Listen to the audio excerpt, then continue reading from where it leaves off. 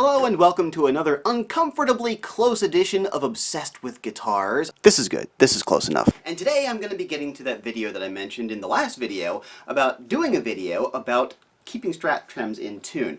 If it sounded like I flubbed a line there, it's because I did. Screw it, I'm keeping this take. So this is a Franken-Strat kind of thingy that I just built. I had parts sitting around. In fact, I have a lot of parts sitting around, and I'm going to be making a lot of various Franken-Strat guitars. You can see I have this nice one right here. This is a nice ash body that I got, and here's another ash body that I have. Some of the parts I've bought, some of the parts I've had sitting around for a lot of years. I feel like using a lot of it up finally and building some good guitars. Anyway, on to the point of this video. I'm going to be talking about keeping a Strat Trem in tune. Now, normally I like to mic myself up and mic up the amplifier, but I've got a lot of commercials and stuff to record today, and free time is not on my side. So I wanted to get this video out there so that you would at least have this information. And yeah, if you're used to these videos, you know I talk a lot. In fact, I probably put a timestamp or something already in here so that you would be able to move along and not have to listen to me chat about this. Okay, anyway, this guitar is actually going to be for sale because I'm going to be building myself a very, very nice, incredibly ridiculously accurate Frankie because I've always wanted to do that. And as much as I like building these guitars and love this one actually, it's a lot of fun. It was a lot of fun to put together. I have this thing where every time I build one, I'm like, I need to be more accurate, more accurate, more accurate, more accurate. So I'm just going to keep on doing that. So a little bit about this guitar before it goes up for sale. This is a Guitar Fetish Lido poplar body. I got a good deal on it, and I was like, you know what, I wonder if I could do something with it. Originally I was going to make like a Richie Blackmore Strat with it, but then I'm like, I don't know, I'm not that into Blackmore's playing like I am with Eddie Van Halen's playing. So then I thought, you know what, I'm going to build a Franken-Strat, dang it. So it's poplar, and it's one of those ones where it's slightly thinner, like 41 millimeters or something, than a standard Strat body, which is like 44, 45. So I grabbed one of these Wilkinson trems. I love these trems. They have push-in arms with little set screws so they don't ever lose the place of where you set it, and you also don't have to worry about screwing it in when you have a strap already in, or a jack already.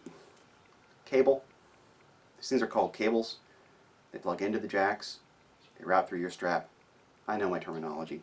And I love them. I think they're great. Plus, they are, you can get these things in the thin 41 millimeter whatever body size that you want, but they have full-size blocks. Look at that. Yay! The saddles are actually from an all-steel Wilkinson trem, so these are better saddles than what came on here originally. Plus, they can adjust higher because I needed the extra height. Anyway, this neck, one of those unbranded necks that you see for sale every now and again, that came and had unbelievably good fretwork. And I don't know if you can see here, but the edges, you probably can't, but whatever. But they're really beveled. Like, this thing came out of the box and I was blown away. So I'm like, well, you know what? I am just going to go ahead and slap this on the guitar. No need for any leveling or anything like that. It just worked out really well. The nut is an Axmasters compensated brass nut. I really like these a lot. The brass nuts, the compensated part, and then whatever. I guess that helps a little bit. I've never felt the need for any of that kind of gimmickry, but again, I've had it sitting around, and I'm like, well, I'll put it in the Franken-Strat. Now, I have in here these Staggered, you can see that, Staggered tuners from Tone Ninja. They got the little guy doing the karate on the back of the tuners, and you can see that there. I love Staggered tuners. I love not having to have a string tree, and this is one of the things that's going to help with keeping this thing in tune.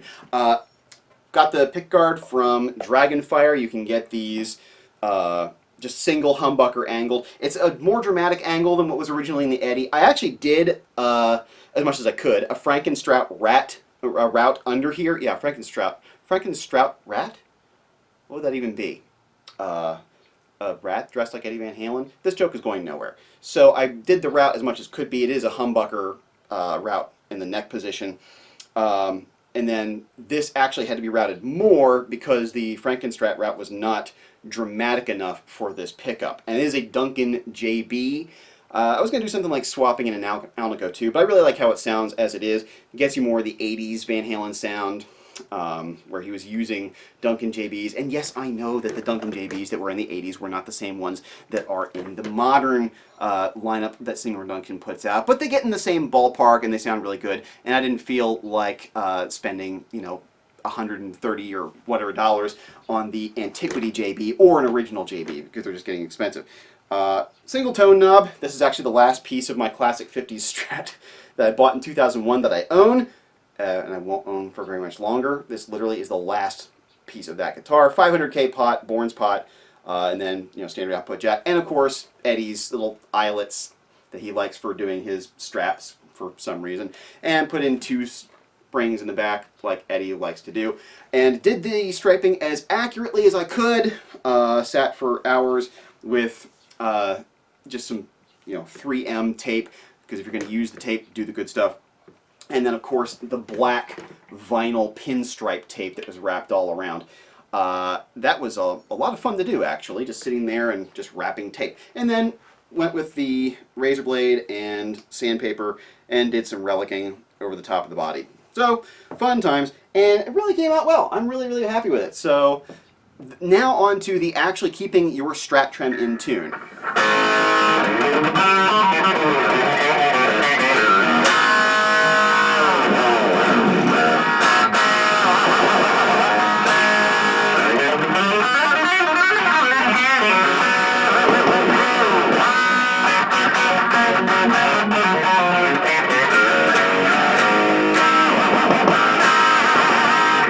Now,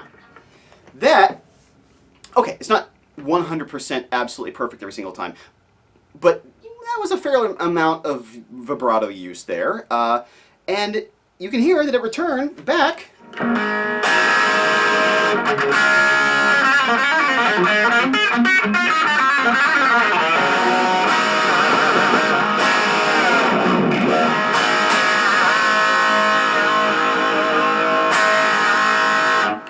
Got a little bit of pull up there. That it returns back pretty darn well in tune.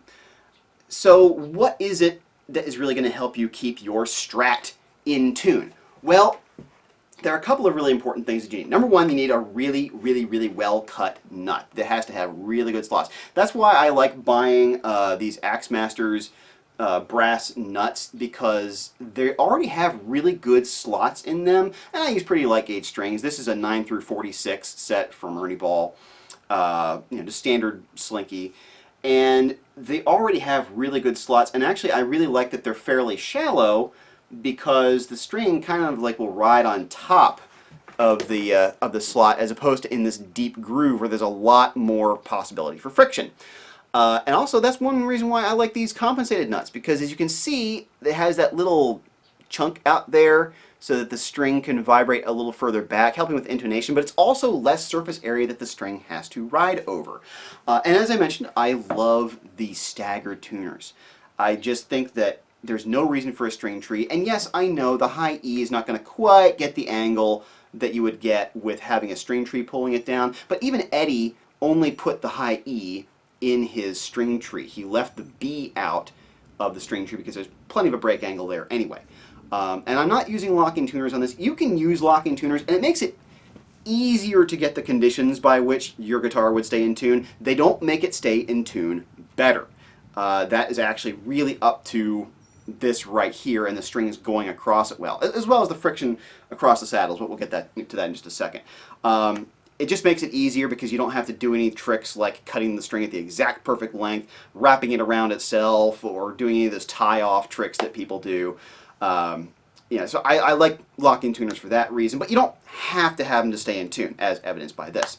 But the thing that we've all kind of collectively forgot about, and I don't know why, is how to actually lubricate a nut. Now, yeah, you can get things like nut sauce, and I used to use this little Planet Waves syringe that came with these little tiny brushes that you would like actually smoosh it into the nut slots with.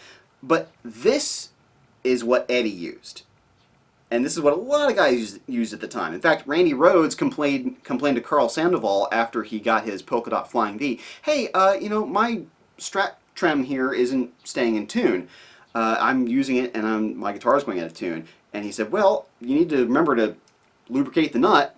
You know, talk to Eddie Van Halen, talk to George Lynch. You know, those guys that use their vibrato bar a lot, they are using oil. And this is 3-in-1 oil. You can go to any hardware store and grab this stuff. And you just dab it in the nut there.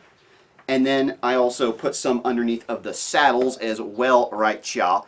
And that helps out a lot with keeping this guitar in tune. And you got to do it, I don't know, I mean, I think like, what, every couple of weeks or so? I mean, I had, as you saw in the last video, I had a black and yellow Bumblebee clone that I sold because, well, somebody made a good offer on it and I went away.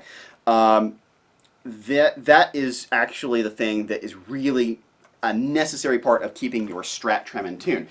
The other thing that's going to help out a lot, and you'd see a lot of the guys back then where they would only do the outside two screws holding the trem in place. You know, almost making it like a 2-point vibrato. I found that actually if you just back off on the other 4 screws just a little bit so they're not really holding down the plate very much, it's just really the outside 2 screws are doing the majority of the job of holding the trem in place, then it's really going to do just as good of a job as if you have just the outside 2 screws in there. Plus, you know, with the Frankenstrat, Eddie still had those screws in there, so I'm going to as well. Now, the springs in the back, you know, I've had this set flat, or at least just about flat. I think the strings might be a little bit high tension. Eddie was using 9 through 40. You know, and I could also use stronger springs, but I only have 2 springs back here just like he did. Makes it a lot easier to get those big dive bombs and those kinds of things. But, you know, that's the thing. These little things that add up to your Strat staying in tune. You know, getting rid of the string tree or using a very, very low friction string tree. You know, like one of the roller string trees or the tusk string tree or something like that. Having a really well slotted nut and lubricating the crap out of it, lubricating the strings under the saddles, and having a low amount of friction for your bridge plate actually pushing up against the screw. You can actually lubricate the areas where the screws are under the bridge plate too if you really wanted to, but I haven't found that to be necessary. And those are really the main things that are going to keep your guitar in tune. And locking tuners help. You know, again, locking tuners, they do help. You know, so if you really want to make sure that your Strat is going to stay in tune, take it to a good luthier, have them do the nut slots properly, use your 3-in-1 oil, and then you'll be able to do, you know, all the...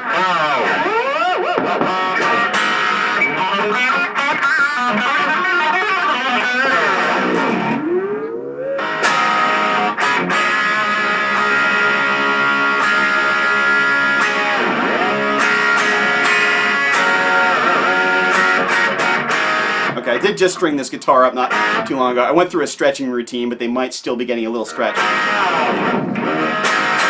But proof of concept, come on. How often do you see, you know, big drops like that and bends on a Strat Trem and that stays in tune like that? Come on. So there you go. If you want to keep your Strat Trem in tune, there are some things you can do. If you don't have staggered tuners and you don't have, you know, the ability to get rid of your string tree, do what Eddie did. Just leave the B out, lubricate the heck out of the E in that string tree, put a roller string tree on, something like that, or do what I do and just put on some of these staggered tuners and get yourself some 3-in-1 oil. So there you go. Buy this guitar, please.